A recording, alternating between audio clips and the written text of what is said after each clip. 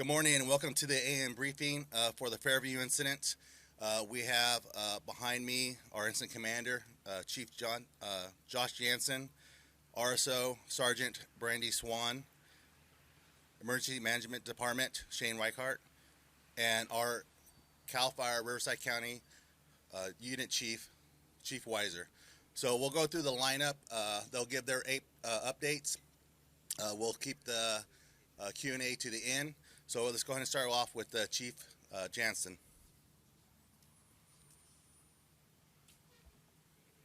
Good morning, everybody. Josh Jansen, Incident Commander for the Fairview incident. Just want to give you a brief update.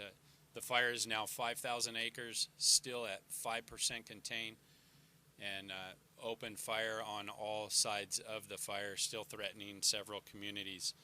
Fire remained slightly active over the night, but the real talk was the incident yesterday and throughout the day. The Type 3 Incident Management Team worked diligently to staff this fire, both operationally and with the command structure. Unfortunately, the fire continued to outpace our efforts and burned actively on all flanks of that fire. We took an operational flight of the fire about 1,400 hours yesterday, and it was clear that the fire was outpacing our ground and air resources. The decision was made to activate a Type 1 Incident Management Team and to go into unified command with our federal cooperators. So we now are in unified command both with the City of Hemet Fire Department and the U.S. Forest Service. The decision was made to activate CAL FIRE All Hazards Incident Management Team, Type 1 team, and that'll be Incident Management Team 6. That in-briefing will occur today with all cooperators at 10 a.m., and then a transition will then take place to staff this fire at a Type 1 level. Thank you. Good morning. I'm Sergeant Brandy Swan. The Riverside County Sheriff's Department continues to be in unified command with CAL FIRE and the other first responders that are here. We have numerous deputies that have converged upon the area that are safeguarding lives and properties and doing door-to-door evacuations in the burn area and anticipated areas in which the fire will move. Yesterday, we announced that 2 people had been found deceased within the burn area, and today we are confirming that those 2 people were found deceased within a vehicle in the 42400 block of Avery Ridge Road, or Avery Canyon Road, in eastern Hemet. The identities of those individuals cannot be released at this time because they cannot be positively identified based upon the condition in which they were found. There was an additional adult female victim that was severely burned during the fire, and she was transported to a local hospital where she is expected to survive, and her identity will also not be released at this time. The evacuation orders currently in place can be found on CAL FIRE's Twitter page and also shared on our social media pages. They are Thomas Ridge Road to the north and Cactus Valley to the south, Batista Canyon, and Forest Boundary to the east and to the west. Thank you. Good morning. Shane Reichart, Public Information Officer for the county's Emergency Management Department. Last night, the county activated its Emergency Operations Center to a level 3 to support the incident and the needs of the operational area. The Evacuation Center at Talkowitz High School, located at 4425 Titan Trail, remains open for evacuees, and we'd like to thank the Red Cross, the Salvation Army, and the Hemet Unified School District for their continued support for the residents displaced by this fire. Evacuees can bring small animals to that evacuation center where they will be met and serviced by the County of Riverside Animal Services Department. Schools within the Hemet Unified School District will be closed again today. The school district is evaluating the situation daily and will continue to communicate with the parents and families impacted by that closure. Lastly, September is National Preparedness Month, and incidents like this remind us of the importance of being prepared for evacuations. We want residents to have a plan and to prepare a go bag should they be asked to evacuate. Thank you.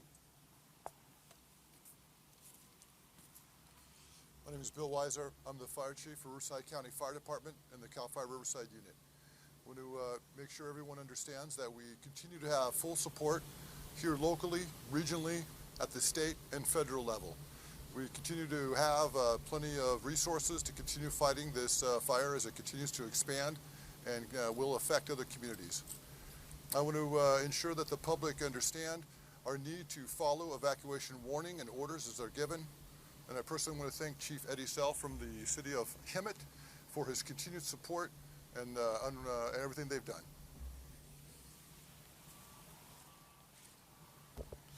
We're giving you guys lots of information. We want to make sure the public, they can find the information at rvcfire.org.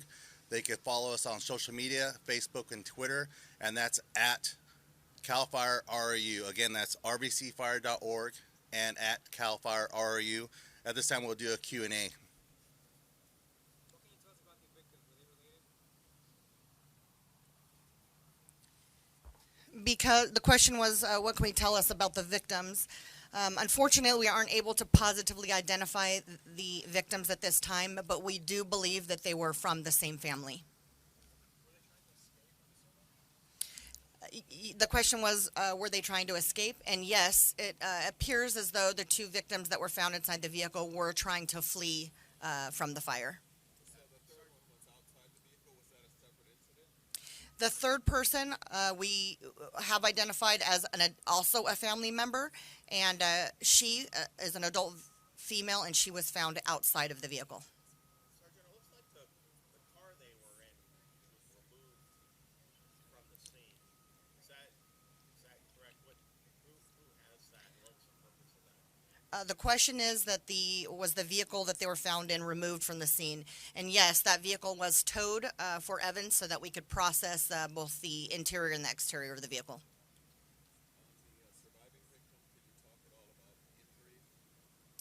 We will just say that she sustained some major injuries and she's recovering at a hospital.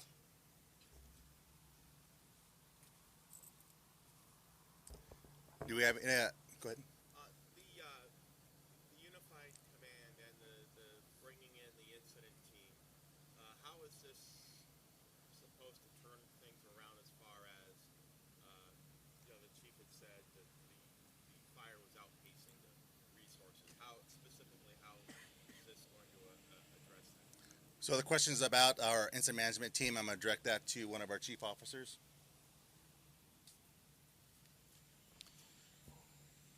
So regarding the decision to go unified command, that was made because of the footprint of the fire. The fire was rapidly progressing towards the federal land, and the decision was made to go unified with our federal cooperators so that we can collectively make the decisions that are right for both the public and the citizens in the area.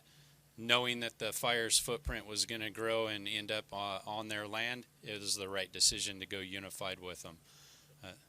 Go ahead. Are we going to see Forest Service trucks out here on the lines now? Yes, absolutely.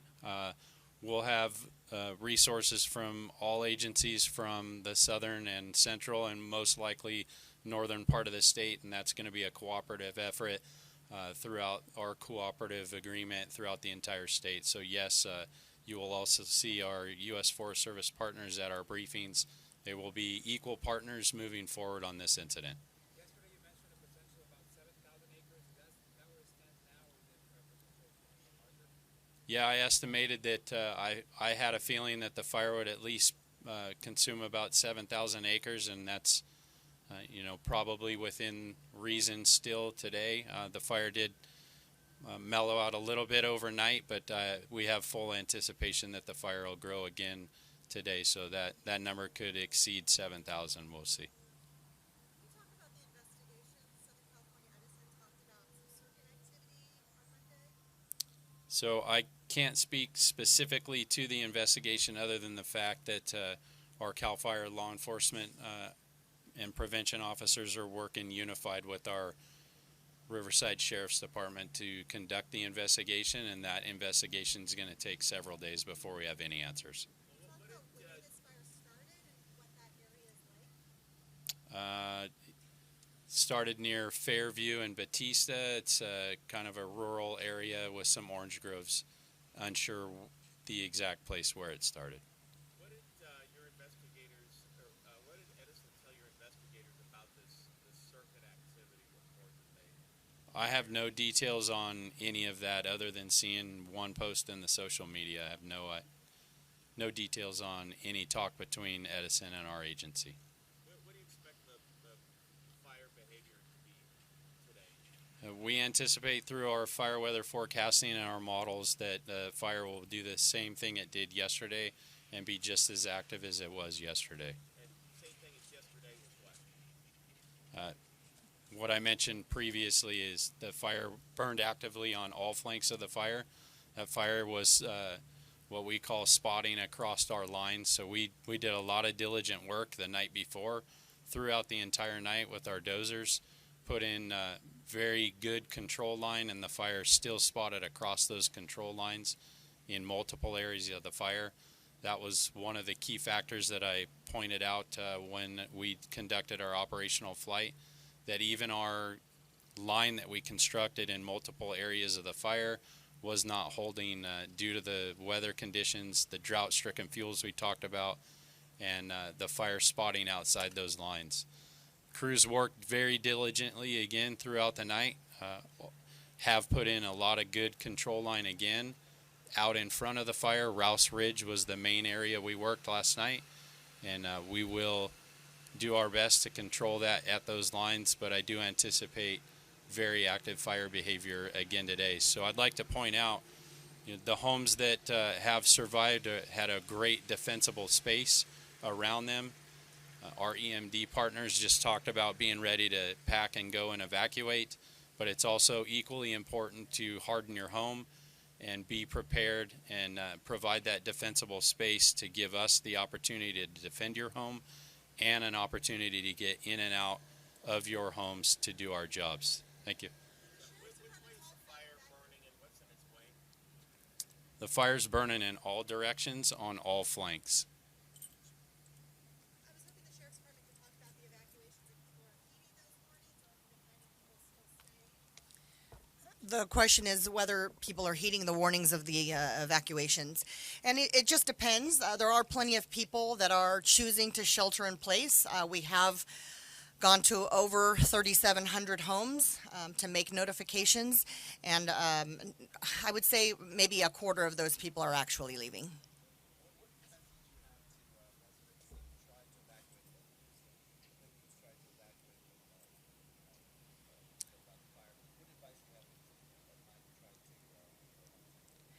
The question is, what advice do we have to the residents? And I would say that we ask for your cooperation. We beg for your cooperation on these evacuation orders and even the warnings. Fire is very unpredictable, as we discussed yesterday and earlier today, and moves very, very fast.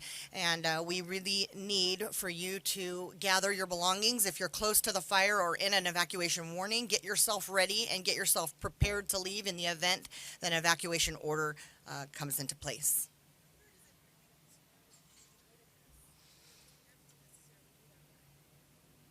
Certainly, the question is, how hard is it for the members of our department? And always, when there's a loss, we feel it, always. And it's sad to think that the fire moved so fast that they weren't able to leave.